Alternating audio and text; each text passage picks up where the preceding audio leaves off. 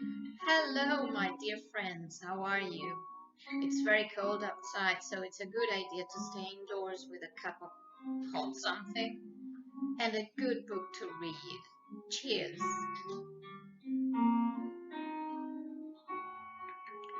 Today I've got a question for you all. How do you read? And how do you give your reading any meaning? Is it easy to understand the text you read? What do you read? It's a lot of questions, more than one. And today we shall devote our video to the study of intertextuality. What is intertextuality? Let's provide a definition.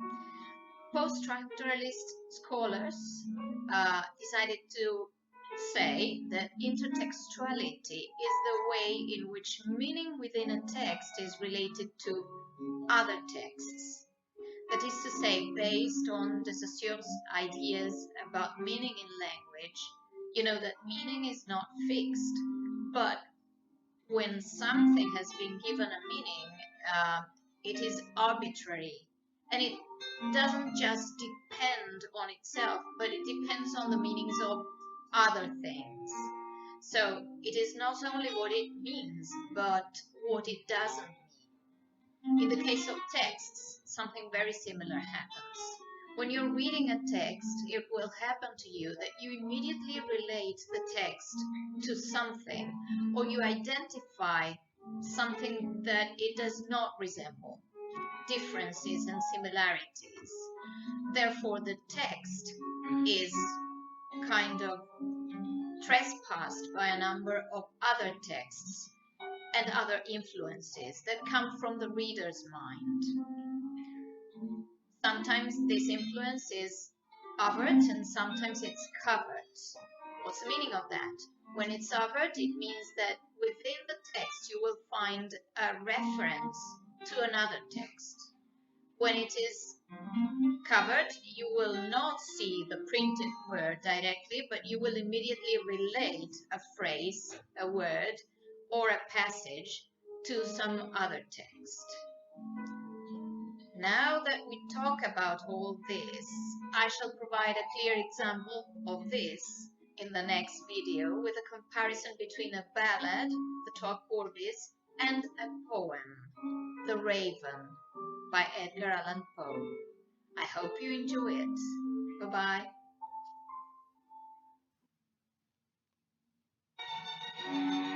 Hello, my friends. In this video, I would like to introduce you to one of the ways in which you can perform intertextuality, a comparison and contrast between two wonderful pieces. One of them is the Trois Courbes, an ancient ballad, and the other one is The Raven by Edgar Allan Poe. We shall see points of coincidence and differences. I hope you enjoy it.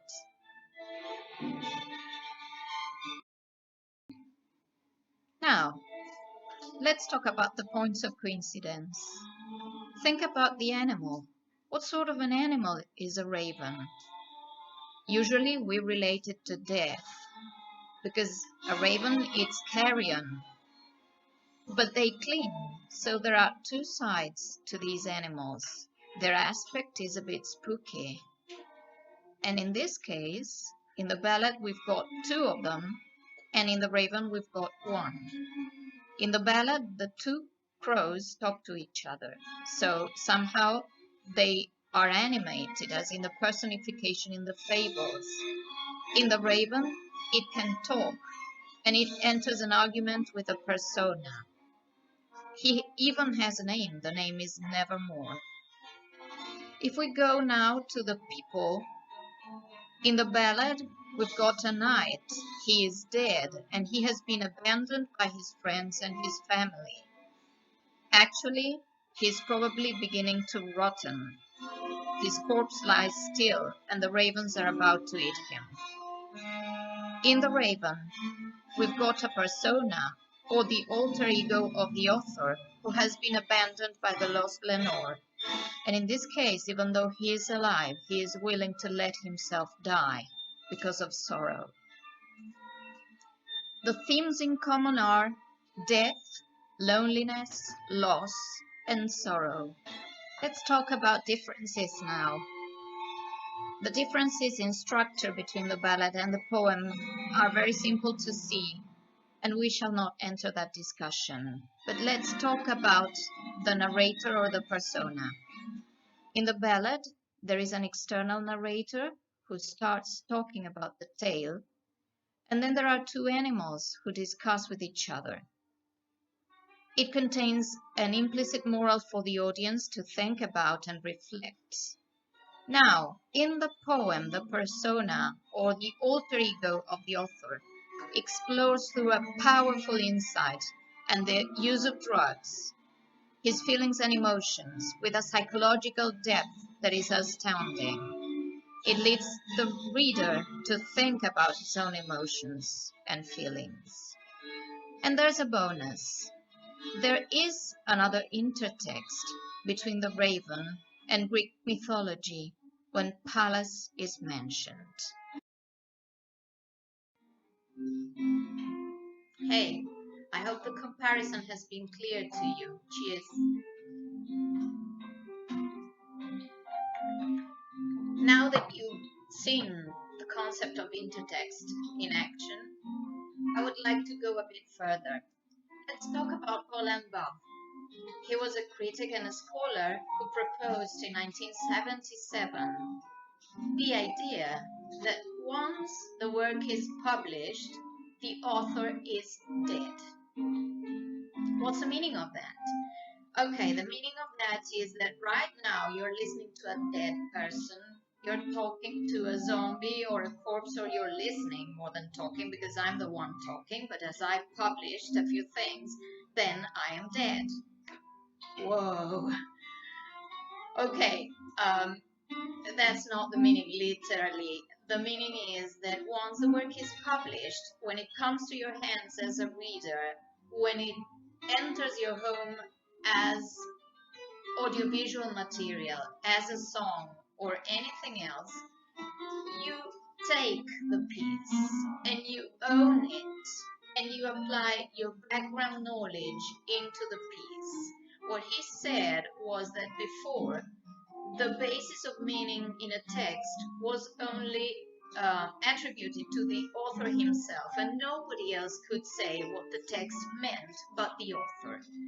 Which is a bit of a straitjacket, is it? Because if you're reading and you cannot give your opinion on the text, then it would be not only boring, but how do I go back in time and ask Poe what he meant in The Raven? How do I do that? And where is the author of the Trois Corbees?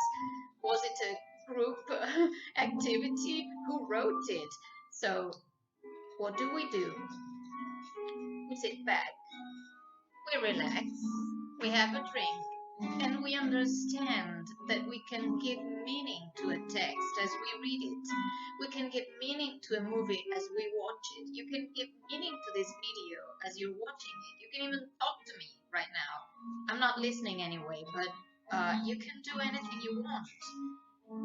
Because you are a person with a brain, with ideas, and with background knowledge.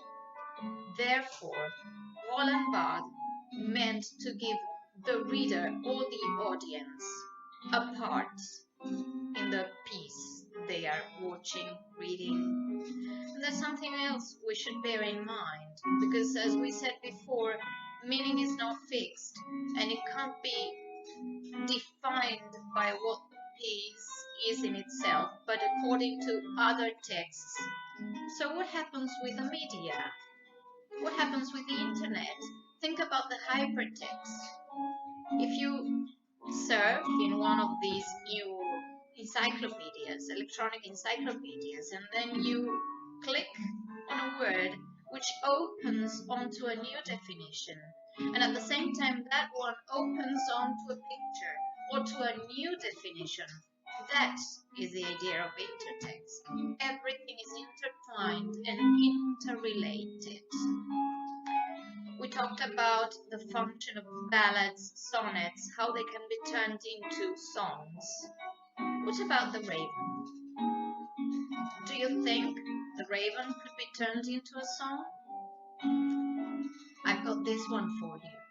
Check Omnia's version of The Raven. It's absolutely brilliant. For me, I love it. I really love it. So that would be an intertext. This being said, and without further ado, I also recommend that you could read Mikhail Bakhtin's and Julia Kristeva's work on intertext. It's very interesting. So, hope you have enjoyed. Cheers. See you next time. Bye-bye.